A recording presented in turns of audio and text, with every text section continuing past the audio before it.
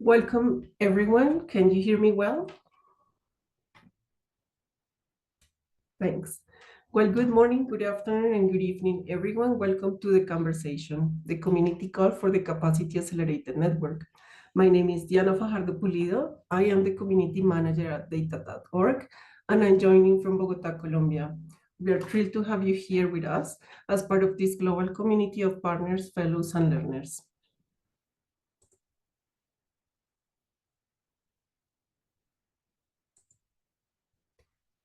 In today's agenda, I will be sharing a brief overview of who we are as the Capacity Accelerated Network and what type of community we want to build together.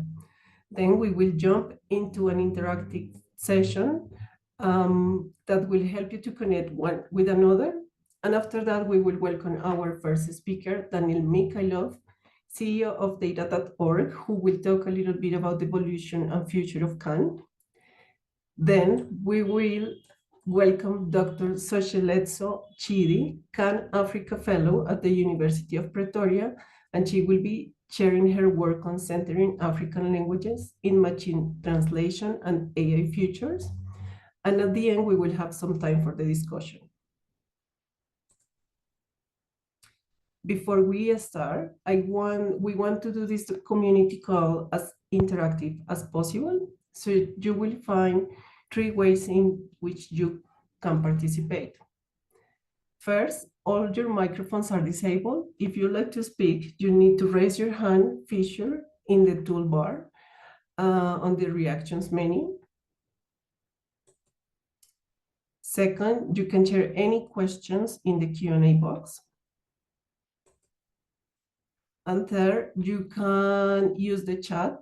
Please use the chat to introduce yourself. Let us know your name, your organization, and where you join us from. So let's get started.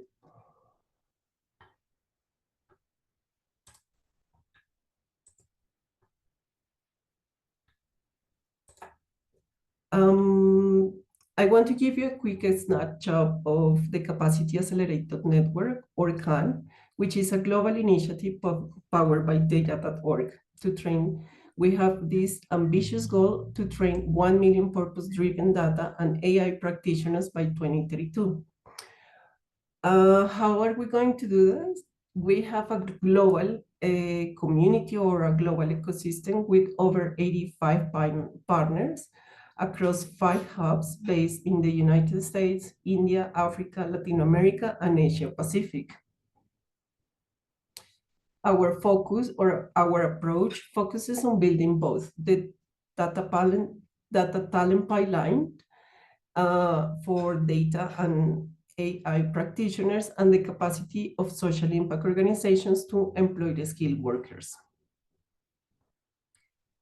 Our impact is in sectors such as public health, climate, financial inclusion, gender, and low-resource languages, among others. Over the last few years, we have built this partnership and we have organized several meetings, including in the USA, Africa, India, and others. In our last meeting,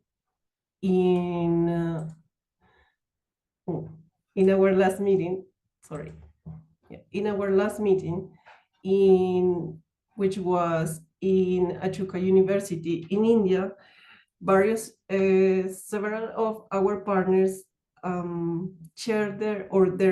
expressed their desire to have more community spaces for them to connect.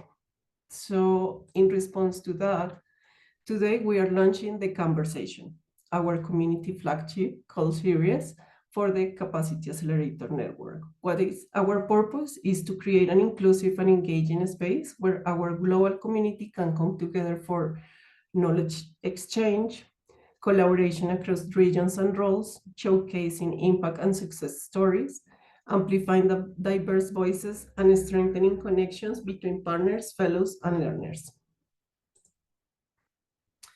This space belongs to all of us, and as a community, we are dedicated to providing a harassment-free, inclusive, and welcoming environment for all participants, regardless of gender identity or expression, age, sexual orientation, disability, physical appearance, body size, race, ethnicity, nationality, religion, socioeconomic status, or education level. We prioritize the safety and well-being of our marginalized individuals and community over the comfort of those in position of privilege. Maintaining the integrity and inclusiveness of our community is a shared responsibility. So with that, let's connect. Now let's take a few minutes to connect more personally with our CAN community. We are heading into breakout rooms for a quick 5 minutes round of introductions and connections. In your screen, I will invite you to the breakout room. In your screen, you will see a small window where you need to hit the button join, and then you will be in a small group of 4 or 5 people. After 5 minutes or when the time is up, I will call you back to the main room, and we will start with our speakers. For ice-breaking purposes, we have prepared these 2 questions. So please share with your fellows what is one data or AI skill you find most useful as you advance on your impact journey, or let us know what are you most excited about today's conversation. So let's go into the breakout rooms. Give me a minute.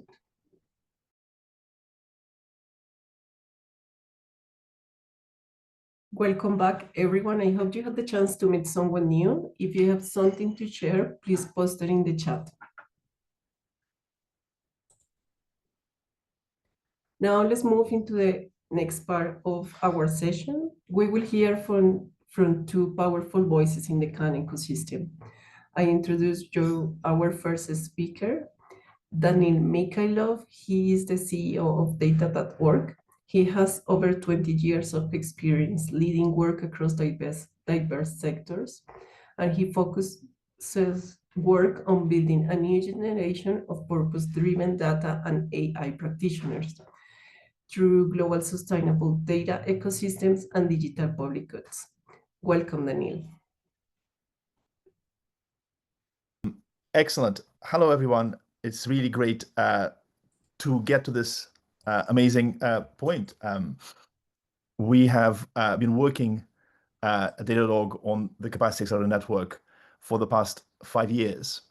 And I was just saying in the breakout room, it is so lovely to get to the point where the network, the community, which includes all of you, has really reached a critical mass across the different hubs around the world. We now have hundreds of individuals engaged in different aspects of data with different focus areas, whether it's climate, whether it's health, whether it's financial inclusion, applying data for social impact. So it is amazing to get to this point.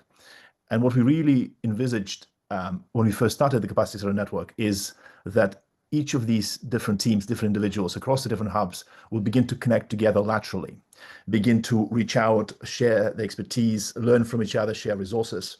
And we see this series of conversations as one way to do it. So an ability for everyone to get to know each other and to reach out. So the team have asked me to share a little bit of kind of history of the Capacity Accelerator Network, how we got started, to help introduce what we are all about. So we started, as I said, about 5 years ago. We first launched a hub in the United States in collaboration with the University of Chicago. It was focused on financial inclusion. And at that time, we had no big ambitions in that. So just supporting University of Chicago and their summer school for data scientists, in which they reach out to other universities and community colleges and get students involved in learning data skills and applying them for social impact. But as we worked with the University of Chicago, we realized that this need is universal. The requirement and need to use data and use data-related skills, data science skills, including AI, but not limited to AI, is a universal need in our world with its rapid transformation. And we realized that if we do not do something proactively like we did in the United States and really bolster the ability of social impact sector to use AI, the social impact sector will fall further behind. Because of all the inequities that we know in the world, where people do not have the investment that, let's say, the private sector has in charities, in philanthropies, in NGOs, they will fall further behind. So we then decided to do something about it. So we decided that the model in the United States can be generalized and applied more broadly. We started to engage with like-minded people across the world through different programs. And really, this is an effort that's led by many. And we then launched similar hubs both in India and in Africa with great partners. In India, we partnered with 3 amazing universities, so Ashoka University, IIIT Delhi, and BITS Pilani, as well as JPEL South Asia.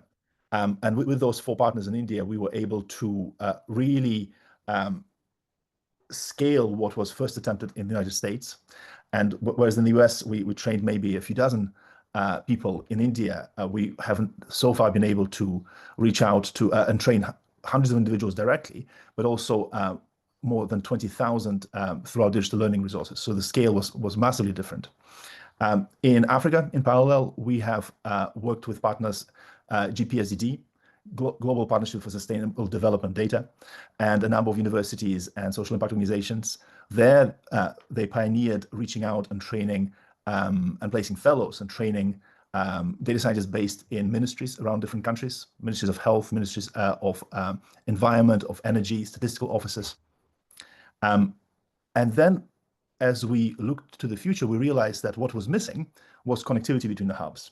So we started to have individual teams doing amazing things on the ground. But how do we get, let's say, the team in India, which is great, which did amazing works in applying digital learning and creating digital learning resources? How do we get that knowledge transferred to Africa, where they really pioneered placing fellows in ministries? How do you combine those 2 skills? So we started to work more laterally with our partners in order to transfer those skills. We had a great event. It was mentioned briefly by Diana in the introduction, just this February. So we all met in India in Ashoka University, hosted by them. And that was the first time the fellows from the different hubs really got to see each other in person. And we were so inspired by the energy in the room, the excitement. It immediately validated this hypothesis that actually, for all the good work that each individual team or partner is doing within a hub, in their vertical, what they were actually missing, what they're really hungry for, was that lateral connection. From that indie event, we know there's been many organic partnerships launched, conversations continued between people who met each other for the first time, maybe realized that they had problems that they encountered in common in different environments, in different contexts, so they can learn from each other. We have also since launched our next hub, which is in Southeast Asia, in Singapore. Really excited to welcome those partners, the National University of Singapore and APIU, to the network. So this is going from strength to strength, and I'm very hopeful that through these series of conversations, we can continue to build and nurture the lateral connections. Really, success for me in the next few years would be seeing partnerships continue outside of our formal meetings and webinars, where people maybe meet each other through those events, but find the opportunity to continue working together. And when we see that, I think I will truly be very happy and see that the original vision for CAN as a network of networks became a reality. So 5 years ago, from a small little program with the University of Chicago to now a global program in 5 hubs, focused on climate and health, focused on financial inclusion, focused on public health. Really excited to be at this point. Happy to take part in the discussion later. If you have questions for me, please put them in the chat. But otherwise, I'm passing the mic back to Diana. Thank you so much, Danil. That was really insightful and inspiring for all of us, and in trying to keep this community together. Now I'm going to pass the mic to Dr. Tsosheletso Chidi. Oh, sorry. Yeah. Tsosheletso is a lecturer in the Department of African Languages and a research fellow in the Computer Science Department at the University of Pretoria. She is a CAN-African fellow working on the low-resource language digitalization, and her research focuses on the role of indigenous languages in shaping social order and digital preservation of indigenous languages as well. So welcome, Tsosheletso.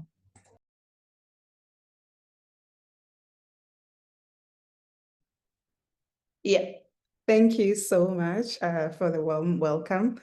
Yeah, so as Diana said, I'm Tsosheletso Chidi and I'm based in Pretoria. So I joined the network just 2 months ago.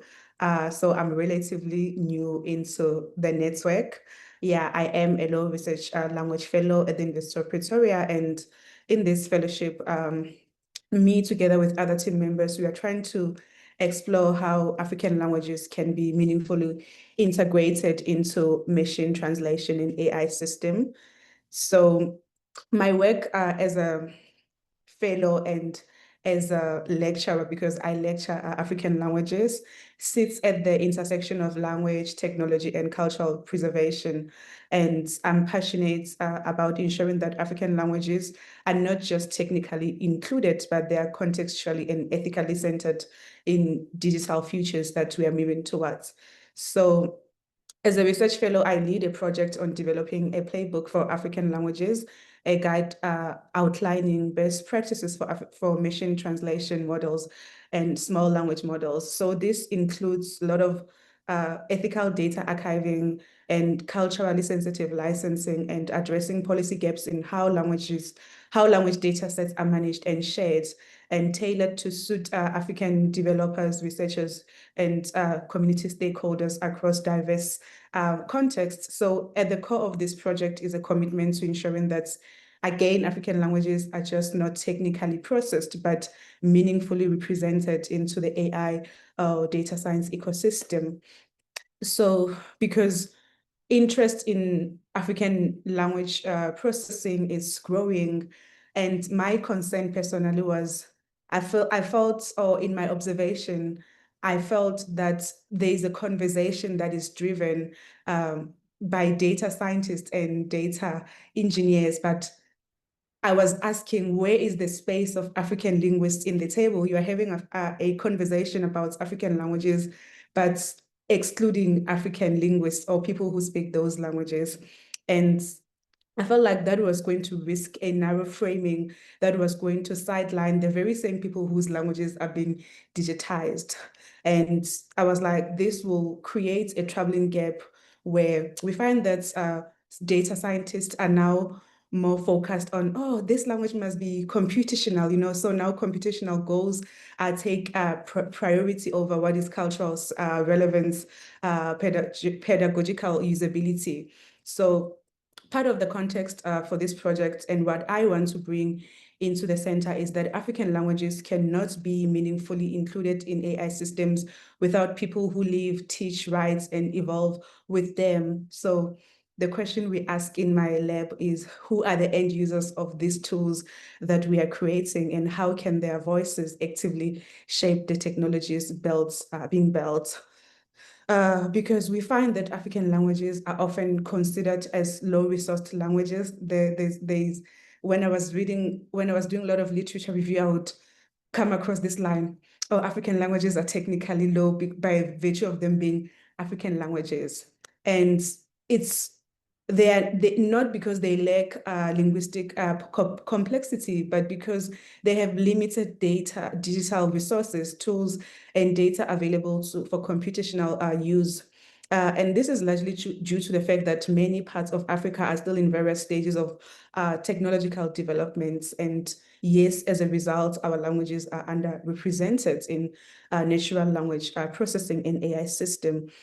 And that makes it a challenge to build inclusive functional tools for people who speak those languages. So me, as I mentioned, that I'm really new, one of the most immediate challenges for me, coming from a literature and language background with no formal training in data science, is that suddenly I find myself in these big conversations about model architecture, data benchmarks, and evaluation metrics. And I find myself in this corner while holding on. So, but what is cultural relevance? What is sensitivity that language work demands? But now it's more a process of, I'm learning on the job, I'm learning as I go about data, about natural language processing tools, while also leading this great project and building partnerships and ensuring that we don't lose sight of what is linguistic integrity. I must say it is overwhelming at times, but also empowering, because it allows me to also ask critical questions that may not be raised in a purely technical environment. So beyond my learning curve, there are several challenges I anticipate as potential stumbling blocks for this project. Firstly, building tools for African languages.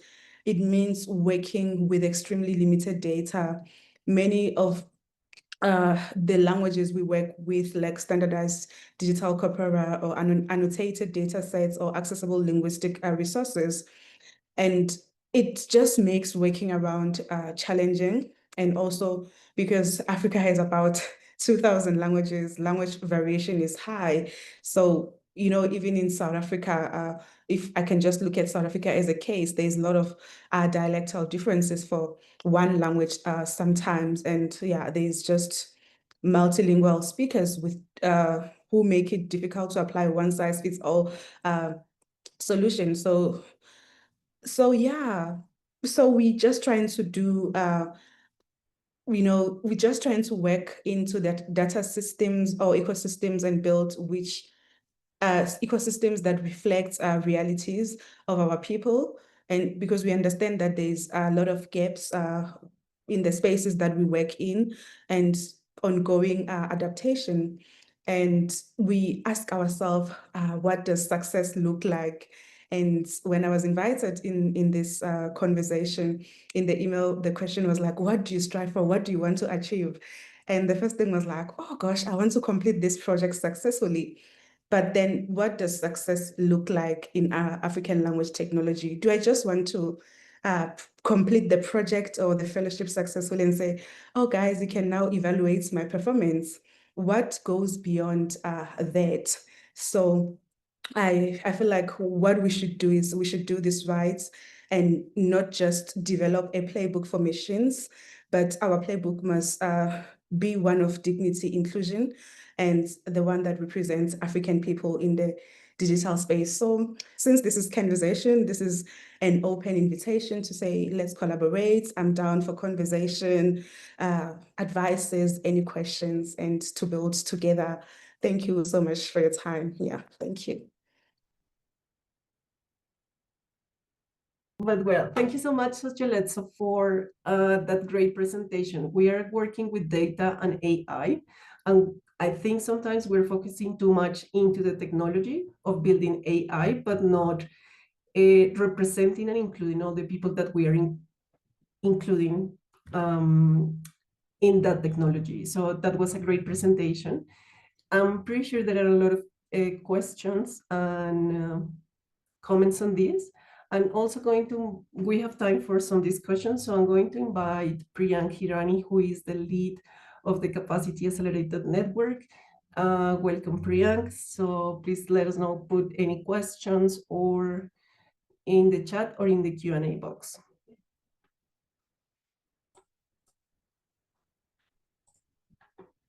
So I close this. So here we have a question. Is about, as CAN continues to grow across diverse regions, what are the key challenges and opportunities in creating a truly global and inclusive data pipeline? I think that will be a question for Danil, Priyank, and maybe Tsosheletso. How do you see this growing from the local point of view?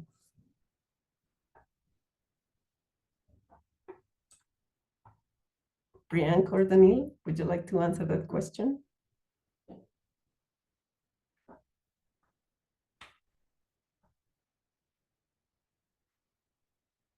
I will.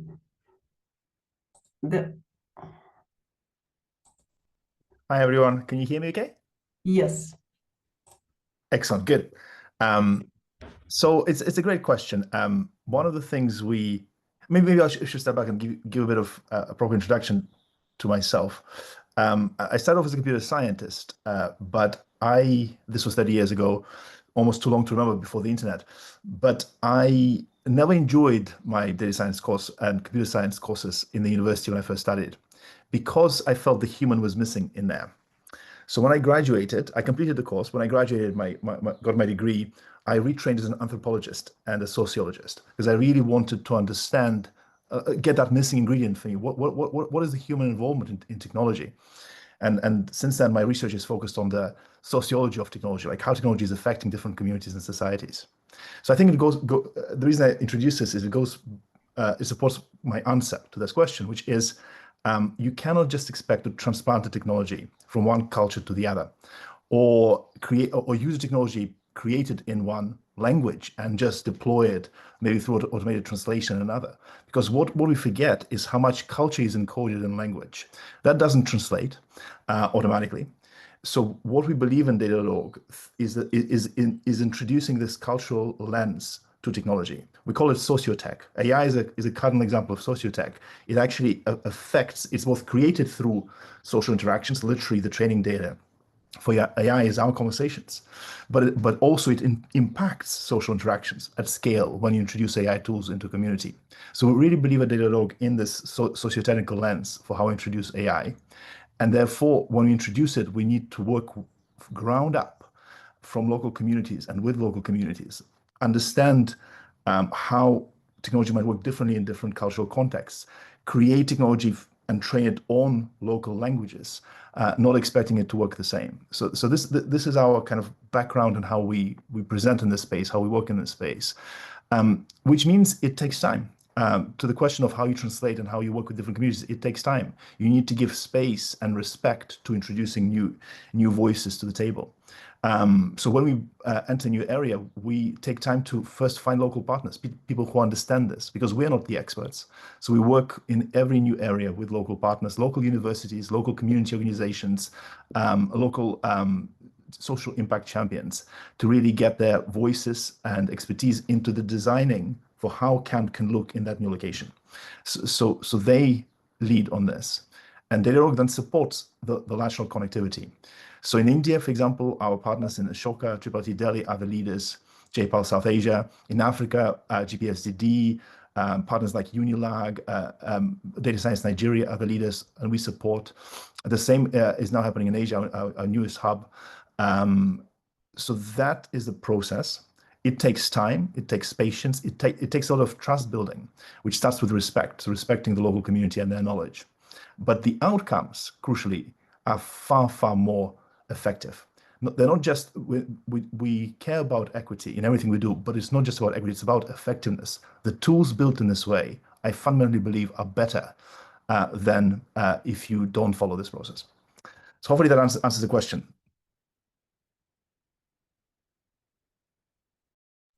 Thank you so much, Danil. Yes, Priyank. Thanks, Diana, and thanks, Danil. I just wanted to add one more thing there, which is I think it also requires the community to come together and see things as much bigger than any one individual or entity. So just sort of building up on the point you raised, Danil, I think it's about the mission ultimately, right? And if all of us are in it together to think about the goal of leveraging data and AI for impact, then we'll be able to move beyond any organization or a specific program that all of us are part of, and think about how can we be true global citizens and then try and solve these problems, which are all interconnected, and hence think about solutions that can then work in different contexts. Thank you. Thanks. Tsosheletso, do you have any comments on this? Can you repeat the questions? I think they mostly responded. Maybe we can move to other questions and see if I can add effectively, you know. Yes, of course. I have one question for you. Okay. And it says it's from Professor Edward Day from the NUS, and he is asking how can we promote, sorry, I can't see this here. How can we promote more American stories, more African stories and languages to Asia? Are there any common tools or useful solutions that we can help to share to our local communities to boost the interaction between Africa and Asia?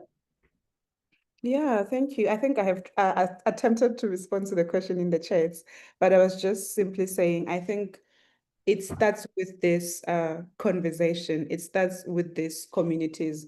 How do we now use this community intentionally to facilitate an exchange? And now that he's saying that, it indicates that there's definitely an interest, a target for African stories in Asia, because there is a lot of African stories. And what I appreciate about the times that we live now is I feel like now more than ever, Africans have the agency to tell their own story. We found a way on how to tell African stories.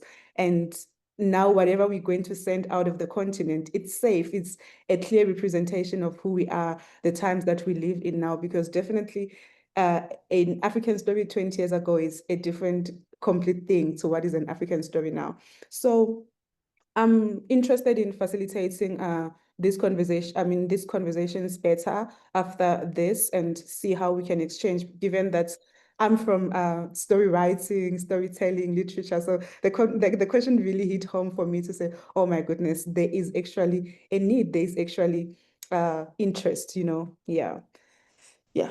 So I see you. other questions here. Can I just go ahead and answer them about Yes, what's please. your approach in developing these tools in low connectivity environments, and who owns the data? So this is the question we are asking each other in my lab, to say, what does access mean? Because we're speaking of building data sets. It's a big thing, but how do you build a data sets when you don't even have the infrastructure to do that? So we now say, how do we give our people access? What does it mean? What do we do? How do we facilitate spaces for people to have this conversation? And who owns the data? Because now we have a survey out. Who does the data belong to? How do we define the benefits and the ownership of a data? We are trying to work on ethics that says, if we are doing an equitable representation, we don't really say we own the data. We work together with the community as collaborators, because we are also, if we're working ethically, we are avoiding a situation where we are going to treat our communities as sites for data mining, right? And then when we are done with that, we no longer interact with those communities. That's why in my speech, I asked, who is the end user? When we create these things, who do we create them for? So we try to work along with communities as our collaborators, so that whatever comes out of our projects, they are together with us. And now I was asking my colleague to say, but if we are doing this great project that we don't know who are the end users, then we go and collect data from African people, but we still know that they will not be able to use these tools. Are they important? Is it worth it if our people will not have access to this? So meaning that we are trying to define a way to say, how do we give back ownership to the community? Most definitely, we are looking at then what is the benefit? Is it financial? Or is it for research purposes? Is it educational? So we just are having conversations around that. I hope I answered the question. Yeah.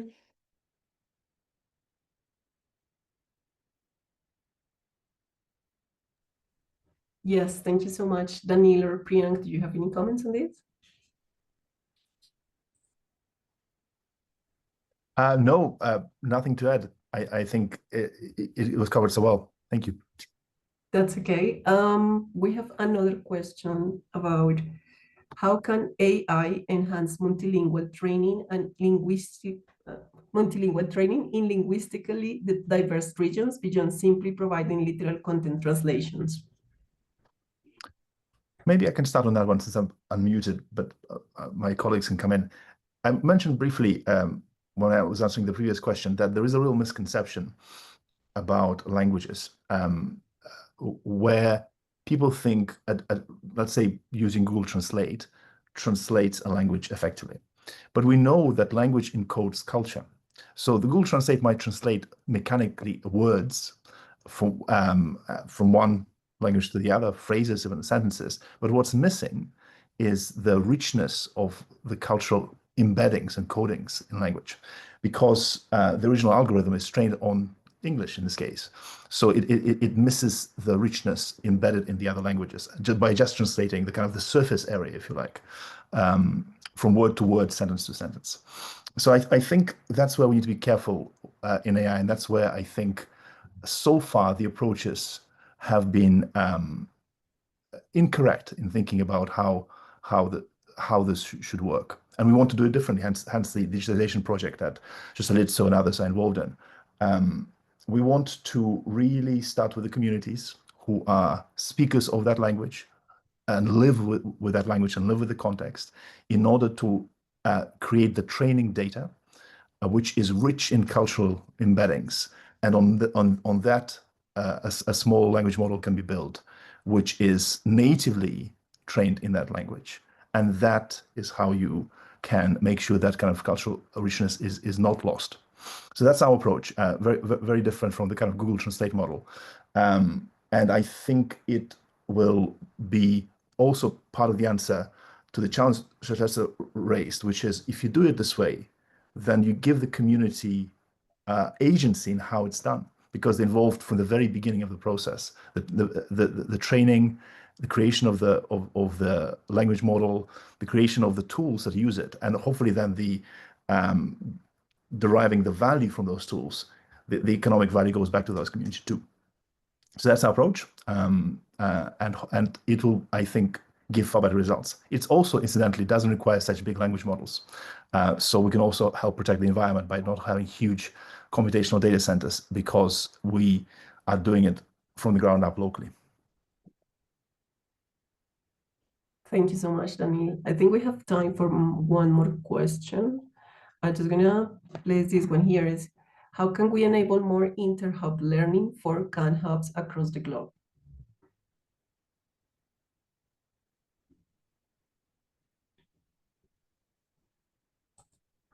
Priyank.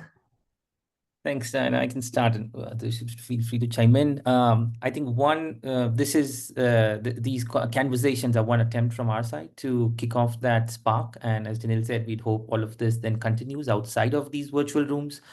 This 1 hour is not going to be enough, but there are several sort of on-the-ground efforts also. So TPSDD, for example, is hosting several workshops, getting the fellows and learners in Africa come together. There are efforts in other parts of the world going on. And then I think it'll also be nice to see how, from the partner side, we see sort of more of that inter-hub connections, and how can we find opportunities to share the learnings that come out from any workshop that might be hosted in one part of the world, or any session that is happening, and then also open it up to others to participate if it's virtual, etc. So we'll do more and more at our end to try and see how do we bridge this gap, but also welcome other partners to join in to lead on some of these things as we go along. Thank you. Chivan? Hi, just quickly coming in for two things. I think it's the right time for me to plug the feedback form that I'll quickly share in the chat towards the end of the call. So all that Priyank said, agreed with that. But if you have more to suggest, please suggest that in the feedback form. And that's how the hubs across the globe will learn. So that's my plugin. The other thing, Diana, is that there are a couple more questions in the Q&A. If you don't mind, I can read them out if you've missed them. Should I? Yep, that's Okay. fine. So the first question is, the scale of AI is overwhelming so far. They clean and pack them in strategic group customized for each partner. I'm wondering if any work between them and data.org to ensure the usable and ethical data before proceeding. I think it's about an organization called Scale AI, and if there's any work going on between data.org and them. If Priyank or Danil or anyone else want to come in. So the short answer is we haven't worked with Scale AI directly.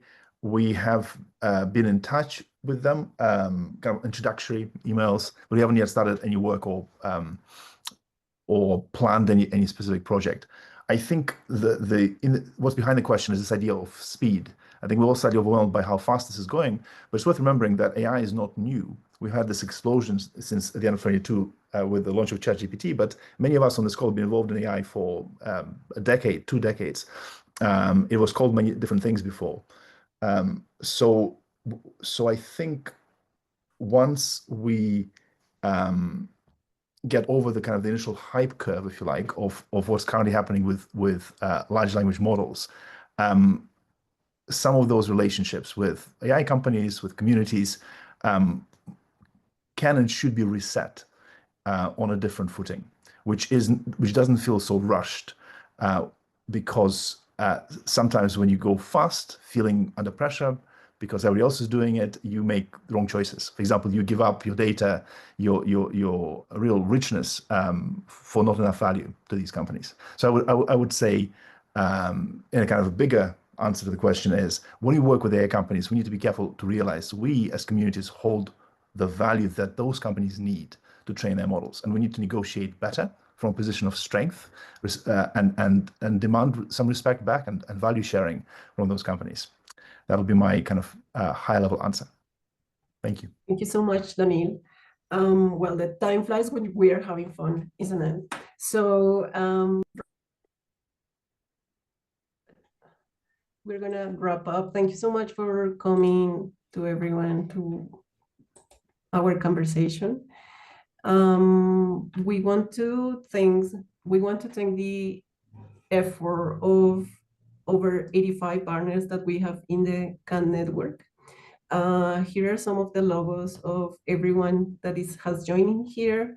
We just are very grateful for your work and trying to make the world better through the social impact. It's impressive to see how these community calls start working in the chat with people connecting one another, sharing their emails, sharing their work in social impact, and how to include the community in their work. We will have we will have the next conversation in September, so please join us. We will send you an invitation email as well. But if you would like to be featured, you'd like to share your work, please reach out to us at info@data.org, and maybe you will be here next time. Thank you so much, everyone, for coming, and I hope you have a great evening, afternoon, and night. Bye-bye. Thank you. Bye-bye.